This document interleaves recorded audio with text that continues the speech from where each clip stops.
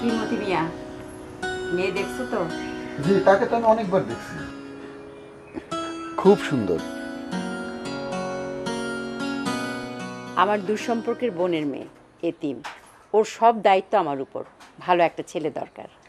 আছে আপা, ভালো একটা ছেলে আছে। ছেলে এতিম মেয়ে খুঁজতেছে। কি বলো? এতিম মেয়ে খুঁজবে কেন? এতিম শুনলে তো কেউ বিয়েই করতে চায় না। শ্বশুরের আদর পাবে না, শাশুড়ির হাতে 10 পদে রান্না খেতে পারবে না। শ্বশুরের আদর নেওয়ার যন্ত্রণাও আছে আপা। শ্বশুর আদর করবো একদিন, আর কামের ফরমাইশ দিব 10 দিন। অনেক শ্বশুর আছে, পোলাগো বয়ে বয়ে খাওয়াইবো, আর সব কামের ফরমাইশ দিব জামাইগো। আরে জামাই তো ছেলের মতোই, শ্বশুরের সাথে সে কাজকর্মে সাহায্য করবে না? না আপা, কামের ফরমাইশ যখন দিব তখন শ্বশুরে কইব তুমি আমার ফোলার মতো। আর যখন সম্পত্তি ভাগ করব তখন সব সম্পত্তি দিব ফোলারে, আর জামাইগো দেবো সিটা ফুটা।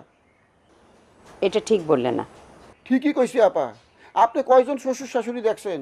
আমি 500-র উপরে বিয়ে দিছি, 500-র উপরে শ্বশুর শাশুড়ি দেখছি। শাশুড়ির আদর নেওয়ার যন্ত্রণা আরও বেশি। একবেলা ফার্মের মুরগির একটা রোস্ট খাওয়ায় 10 বেলা জামাইরে 10 কামের ফরমাইশ দিব। জামাইরে বানাইবো বাড়ির চাকর। আচ্ছা বাদ দাও, ছেলে কি করে? ছেলে দুবাই থাকে, ড্রাইভার। মাসে বেতন পায় 1,25,000 টাকা। ছেলের বাবা? বাবা কুয়েত থাকে, ড্রাইভার। মা? মা বাহরাইন থাকে, ড্রাইভার। কি বলো? এক একজন এক এক দেশে থাকে, তাহলে সংসার? বছরে একবার সবাই দেশে আসে, তখন মনে করেন সবার ভালোবাসা উতলায় পড়ে। কাছে থাকলেই তো সমস্যা আপা। কথায় কথায় ঝগড়াঝাটি, কথায় কথায় মুখ কালাকালি। আর তাছাড়া ড্রাইভারগো মন ভালো হয়, হেরা ইঞ্জিন নিয়ে কাম করে তো। মানুষ আপনার লগে বেইমানি করব, ইঞ্জিন বেইমানি করব না। কি বলো? তাহলে হঠাৎ করে রাস্তায় গাড়ি বন্ধ হয় কেন? আর আকাশই বা প্লেন ক্র্যাশ করে কেন? এটা ইঞ্জিনের দোষ না আপা, মানুষের দোষ। হয় সে ঠিক মতো ইঞ্জিন চালাইতে পারে না, নইলে ইঞ্জিনের যত্ন নেয় না। এই তো, ড্রাইভারের কারণে যদি ইঞ্জিন বন্ধ হয় তাহলে ড্রাইভারের দোষ না? তাছাড়া কোনো কোনো ড্রাইভার তো তেলও চুরি করে। সব ড্রাইভার তেল চুরি করে না আপা। আমগো দেশে 2-1 জন ড্রাইভার করে, তাও মনে করেন অভাবে পড়ে করে।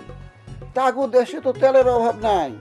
দুবাই, কুয়েত, বাহরাইন, ওইসব দেশে তো তেলের সরাসরি। ড্রাইভার তেল চুরি করে কি করব? কেরাহার তেল নিব। আর তাছাড়া চুরি করবো কে? তাগো কি টাকার অভাব? তারপর শুনলাম ওই সব দেশে নাকি তেল দিয়ে জুস বানানোর লেগে গবেষণা করতেছে।